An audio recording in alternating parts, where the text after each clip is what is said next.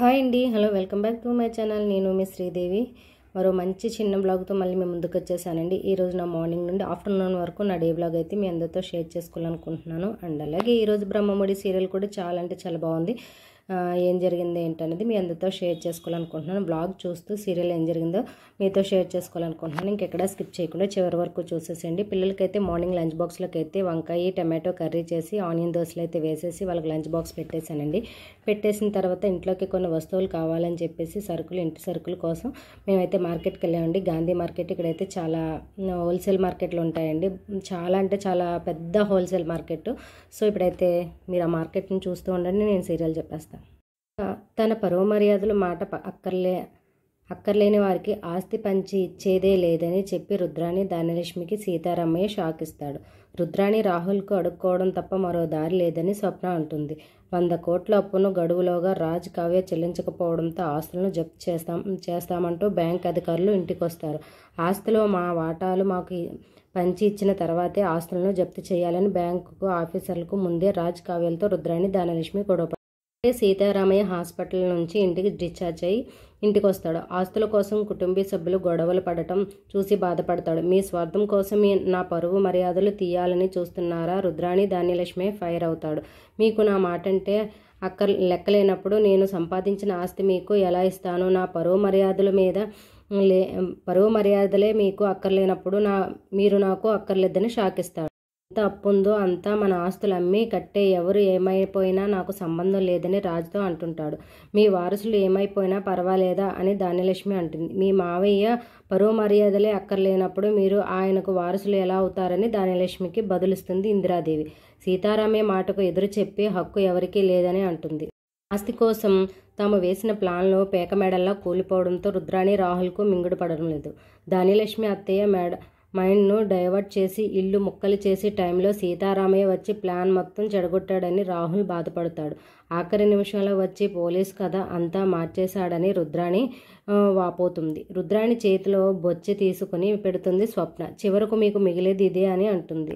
ఈ కుటుంబాన్ని ముక్కలు చేయాలనుకున్నారు. అమాయకులను వలలో వేసుకుని ఇంటిని గొల్ల చేయాలని మీరు చేసిన కుట్రలను మిగిలింది ఇదే అని స్వప్న అంటుంది. అడుక్కునే కర్మ మాకు పట్టలేదని రుద్రాణి కోపంగా అంటుంది. రోడ్డున పడటం ఖాయమని అంటుంది స్వప్న. ఆస్తి మొత్తం పోయాక మీరిద్దరూ రోడ్డున పడటం ఖాయమని, బతకడానికి దారి లేక ఆకలికి తట్టుకోలేక రోడ్డు పక్కన అడుక్కుంటారని స్వప్న అంటుంది. ఆ విజువల్స్ ఊహించుకోవడానికి గొప్పగా ఉన్నాయని స్వప్న అంటుంది. నిజంగానే అడుక్కున్నట్లుగానే రుద్రాణి రాహుల్ ఊహించుకుంటారు. బొచ్చు పట్టుకొని రుద్రాణి ఇంగ్లీష్లో అడుక్కున్నట్లుగా సీన్ కనిపిస్తుంది. రాహుల్ కొబ్బరి చిప్పలు తింటూ కడుపు నింపుకున్నట్లుగా ఊహించుకుంటాడు. మొత్తానికి ఈరోజు సీరియల్ అయితే చాలా అంటే చాలా ఫన్నీగా కూడా ఉంది. కొంచెం ఆ కళ నుంచి తేరుకొని కంగారు పడతారు. ఎలా ఉంది ఆ అడుక్కునే లైఫ్ అని స్వప్న అనగానే ఆమెపై రుద్రాణి ఫైర్ అవుతుంది. కూల్ అత్త, నీ నోటికి తాళం పడే టైం వచ్చిందని ఎక్కువ మాట్లాడితే తోక కత్తిరిస్తానని రుద్రానికి వార్నింగ్ ఇస్తుంది. నువ్వు మీ అమ్మ మాటే వింటూ ఆమెతో కలిసి ముష్టి అడుక్కుంటావా, లేదంటే మంచివాడిగా మారి నా పార్టీలో చేరుతావా ఆలోచించుకోమని రాహుల్తో అంటుంది స్వప్న. మాట విని మారిపోయిన ప్రకాశానికి ఇందిరాది సుభాష్ క్లాస్ ఇస్తారు. ఇంతకుముందు మేము ఎన్నడూ చూడని ప్రకాశాన్ని చూస్తున్నామని, నా తమ్ముడు ఇలా ఎప్పుడూ లేడని సుభాష్ అంటుంటాడు. మన కుటుంబంలో ఆస్తుల కోసం గొడవలు పడ్డనట్లు నువ్వు చూసావా నాన్న? ఇచ్చిన మాటను తప్పకుండా విన్నావా అని ప్రకాశాన్ని ప్రశ్నిస్తాడు సుభాష్. సీతారామయ్య కుటుంబం అంటే 10 మందికి ఆదర్శంగా ఉండాలి, కానీ మనం మాత్రం ఆస్తుల కోసం కొట్టుకుంటాం, పరువు తీసుకుంటున్నామని ఆవేదనకు లోనవుతాడు. మొత్తానికైతే ఈరోజు ఇలా అయితే అయ్యిందండి. తర్వాయి భాగంలో మొత్తానికి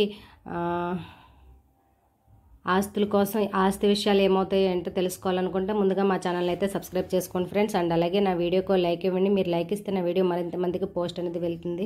ఇక పిల్లలు స్కూల్కి వెళ్ళిన తర్వాత ఇంటి కోసం కొన్ని సరుకులు అయితే తీసుకొచ్చాను కదా. మార్కెట్ ఎక్కడ ఏంటో మీలో ఎంతమందికి తెలుసో కామెంట్ సెక్షన్లో కామెంట్ చేయండి. అక్కడైతే హోల్సేల్ పెద్ద మార్కెట్ అండి విజయవాడలోనే. సో ఇంకా మార్కెట్కి వెళ్ళి వచ్చిన తర్వాత లంచ్ చేసిన తర్వాత పిల్లల యూనిఫామ్ అయితే ఉతికి ఆరబెట్టానండి. హ్యాండ్ వాష్ చేశాను, అవి అయితే ఆరిపోయినాయి.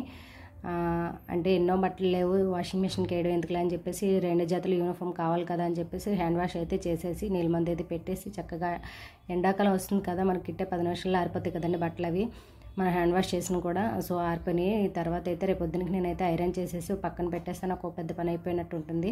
సో ఇంకా పిల్లలు వచ్చిన తర్వాత స్కూల్ నుంచి వచ్చిన తర్వాత వాళ్ళకి స్నాక్స్ అవి ప్రిపేర్ చేసి పాలు అయితే కలిపి ఇవ్వాలి. సో వీడియోకి నచ్చితే ఒక లైక్ అయితే ఇవ్వండి ఫ్రెండ్స్. మరో మంచి వ్లాగ్తో మళ్ళీ మీ ముందుకు వస్తాను. అండ్ అలాగే నా వీడియో మీ ఫ్రెండ్స్ రిలేటివ్స్ కూడా షేర్ చేయండి ఫ్రెండ్స్. ఇక రేపు జరగబోయే బ్రహ్మముడి సీరియల్ అయితే చాలా అంటే చాలా బాగుంది. తప్పకుండా మా ఛానల్ సబ్స్క్రైబ్ చేసుకోండి ఫ్రెండ్స్. ఇంకా నేనైతే ఇక్కడ యూనిఫామ్ అయితే ఐరన్ అయితే అయిపోయింది. నేనైతే రెగ్యులర్గా యూనిఫామ్ అయితే ఐరన్ చేస్తాను. పిల్లలకి ఐరన్ లేకుండా నేనైతే స్కూల్కి అయితే పంపను. ఇన్ కేస్ నాకు కుదరకపోతే వాళ్ళైనా చేసుకుంటారు.